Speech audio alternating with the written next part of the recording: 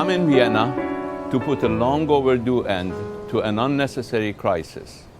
At this 11th hour, despite some differences that remain, we have never been closer to a lasting outcome.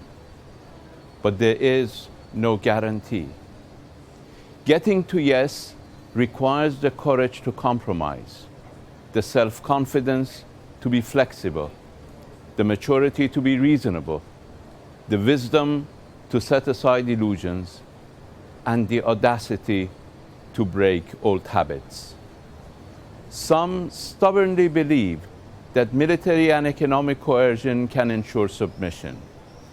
They still insist on spending other people's money or sacrificing other people's children for their own delusional designs.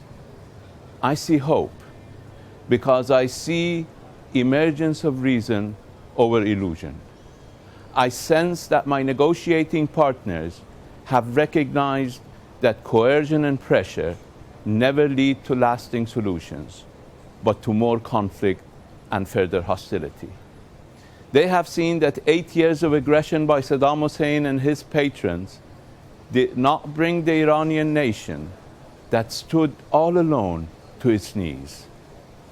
And now they realize that the most indiscriminate and unjust economic sanctions against my country have achieved absolutely none of their declared objectives, but instead have harmed innocents and antagonized a peaceful and forgiving nation. They have opted for the negotiating table, but they still need to make a critical and historic choice: agreement or coercion. In politics, as in life, you can't gain at the expense of others. Such gains are always short-lived. Only balanced agreements can withstand the test of time. We are ready to strike a balanced and good deal and open new horizons to address important common challenges.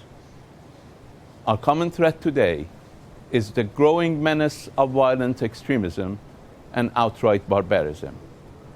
Iran was the first to rise to the challenge and propose to make confronting this threat a global priority when it launched WAVE, World Against Violence and Extremism. The menace we're facing, and I say we because no one is spared, is embodied by the hooded men who are ravaging the cradle of civilization. To deal with this new challenge, new approaches are badly needed. Iran has long been at the forefront in the fight against extremism. I hope my counterparts will also turn their focus and devote their resources to this existential battle. 1,000 years ago, the Iranian poet Ferdowsi said, "Be relentless in striving for the cause of good. Bring the spring, you must.